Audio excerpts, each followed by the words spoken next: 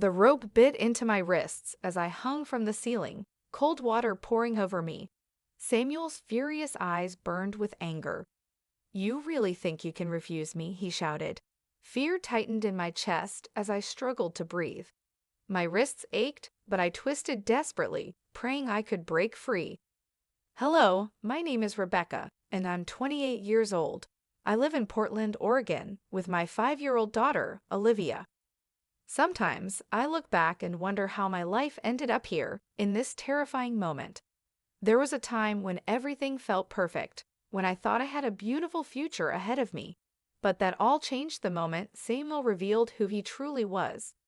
We met at a friend's party, and from the first moment, Samuel seemed like the perfect man. He was charming, funny, and full of life, and I fell for him quickly.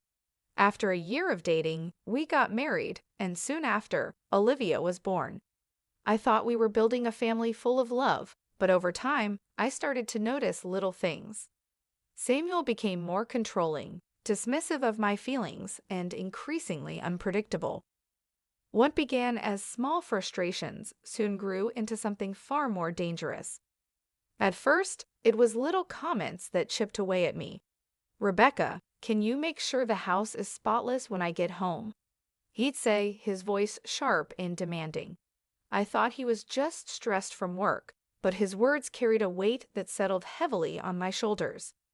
Whenever I tried to talk about how I felt, he'd brush me off, saying I was being too sensitive. I started to feel smaller and smaller in my own home. Then there was Samuel's younger sister, Laura. At 22, she was still figuring out her life, but she relied heavily on Samuel, and he indulged her every whim.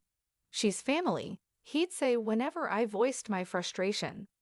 Laura treated our home like her own personal retreat, dropping by unannounced, demanding attention and care. I felt like an outsider in my own house, constantly catering to their needs while my own were ignored. The breaking point came when Samuel started gambling. At first, I didn't think it was serious, but then I found out he had lost $50,000. I was shocked. He had drained our savings and was now demanding more from me. The money I had saved was meant for Olivia's future, for her education, but Samuel wanted it to pay off his gambling debts. I refused. I couldn't let him destroy our lives any further. That night, Samuel's anger reached a terrifying new level. When I told him no, he snapped. He grabbed a rope, tied my hands, and suspended me from the ceiling. Cold water splashed over me as he shouted, demanding that I give him the money. But I couldn't. No matter how much he tried to break me, I knew I had to protect Olivia. My body was cold, my mind racing, but through the fear, I knew I had to act quickly. I couldn't give up. I started twisting my wrists, ignoring the pain as the rope bit into my skin. I felt the knot begin to loosen, just enough for me to slip one hand free. The moment I was able to free my other hand, I fell to the floor, landing hard. My legs wobbled, but I forced myself to stand. There was no time to think about the pain. I had to find Olivia. I rushed to her room, where she had been hiding. Her wide, tear-filled eyes met mine as I pulled her into my arms. "Mommy, what's happening?" she asked in a trembling voice. "We're leaving, sweetheart," I whispered, my voice shaking but determined. "We're going to be safe." I quickly grabbed a small bag, tossing in a few clothes and Olivia's favorite teddy bear. Every second felt like an eternity. My hands trembled as I stuffed what little I could into the bag.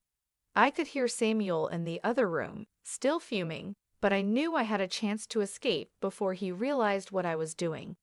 Quietly, I led Olivia out of the house. The cold night air hit us as we stepped outside, but I didn't stop to look back. My heart raced, adrenaline pumping through me as I fumbled with the keys and got Olivia into the car. We drove away in silence, Olivia clutching her teddy bear tightly in the back seat. My mind was a blur of fear, anger, and relief all at once. I didn't know what the future held, but I knew one thing for sure. I couldn't go back, not after what had happened. We reached my parents' house after what felt like hours. The familiar warmth of their home wrapped around us as my mother opened the door, concern etched on her face. "Rebecca, what happened?" she asked, pulling me into a tight embrace. I couldn't hold back the tears any longer. "It's Samuel. He's gone too far this time," I choked out, recounting everything that had happened.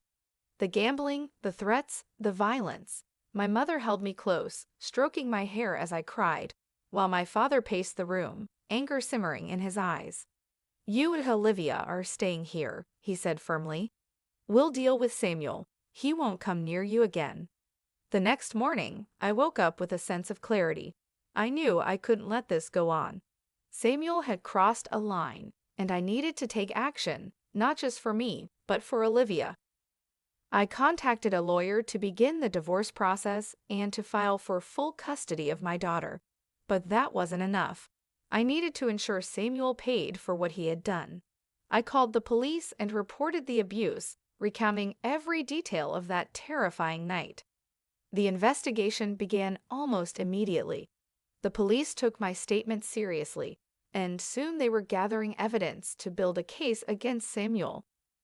My lawyer, Jenna Parker, was sharp and experienced. She reassured me that we had a strong case, and as the days went on, I began to feel a glimmer of hope.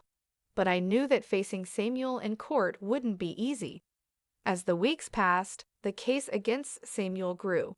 My neighbors, who had overheard the fights and witnessed my bruises, came forward with their testimonies. Jenna hired a private investigator to dig deeper into Samuel's gambling debts, and what they uncovered shocked me even more.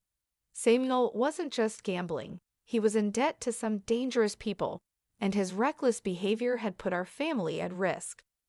Every new piece of evidence felt like a knife in my heart, but it also strengthened my resolve. I was going to fight for my daughter's future. Finally, the day of the court hearing arrived.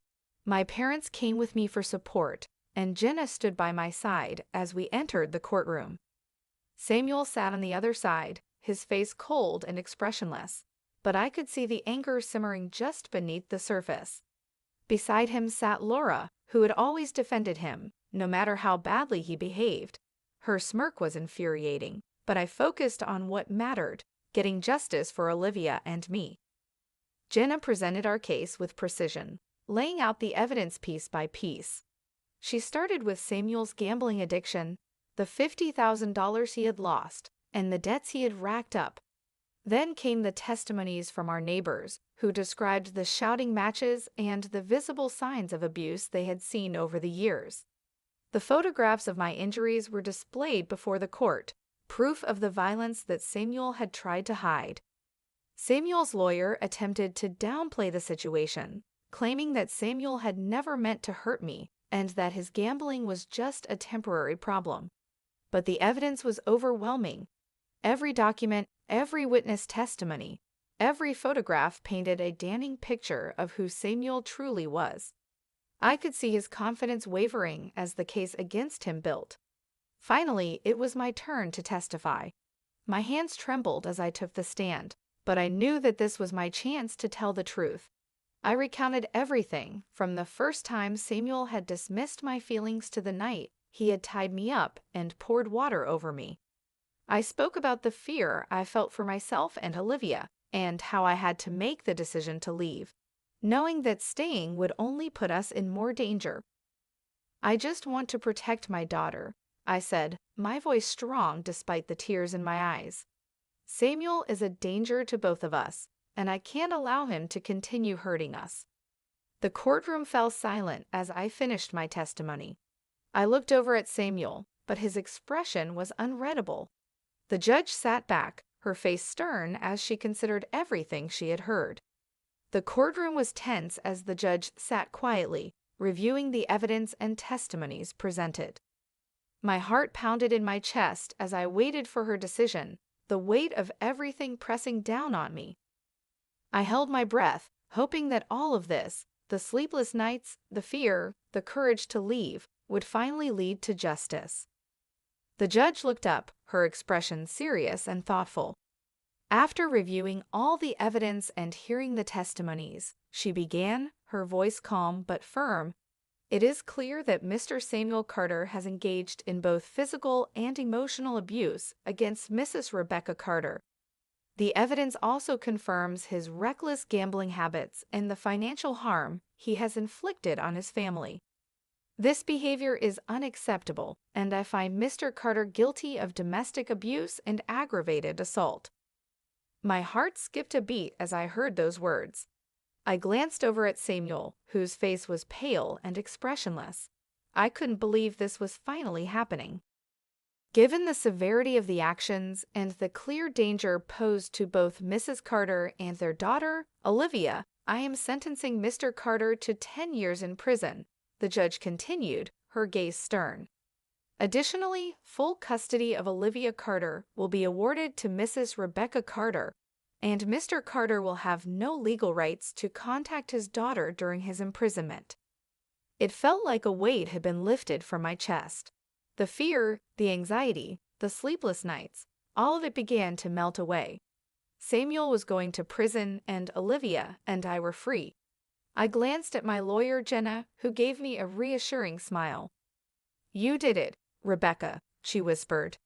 Samuel sat still, his face blank, as the reality of the situation sunk in. Laura, his sister, who had been so smug throughout the trial, looked stunned. But none of that mattered now. Samuel would no longer have power over me or Olivia. As I walked out of the courtroom, I felt a sense of peace that I hadn't felt in years. The sun was shining brightly, and for the first time in what felt like an eternity, I allowed myself to breathe deeply. My parents were waiting for me outside, and when they saw me, they rushed over, pulling me into a tight embrace. "It's over," I whispered, my voice breaking with emotion. "He's gone." My father held me close, his eyes wet with tears. "We're so proud of you, Rebecca. You did what you had to do, and now you and Olivia can move forward." Over the next few weeks, I began the process of rebuilding our lives. Olivia and I stayed with my parents while I found a new place to live. My lawyer helped finalize the divorce, and I started attending a support group for survivors of domestic abuse. There, I met other women who had gone through similar experiences, and their stories gave me strength. We shared our pain, our fears, and eventually, our victories. It was a reminder that I wasn't alone, and that there was hope even after the darkest times.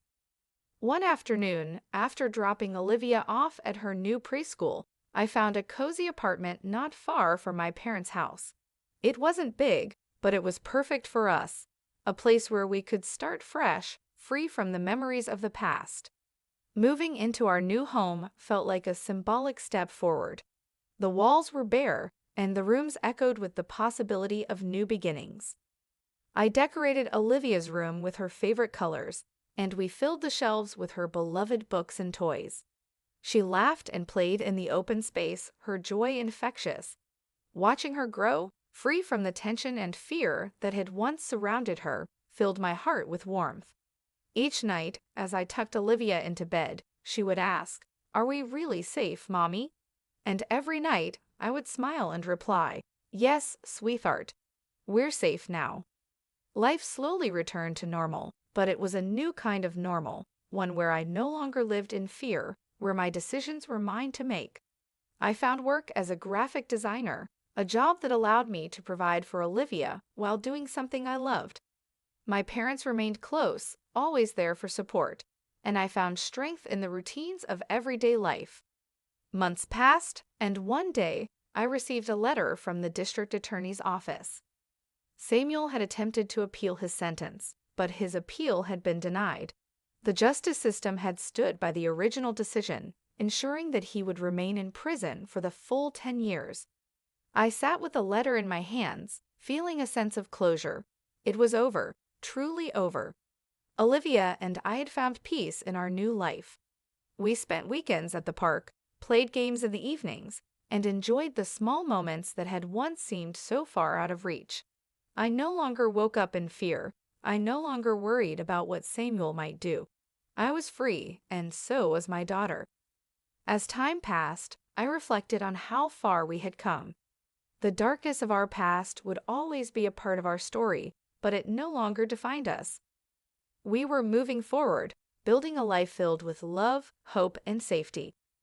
Olivia blossomed, full of energy and laughter, and I knew that everything I had done, the fight, the tears, the courage to leave, had been worth it. I had reclaimed my life. I was no longer just a victim.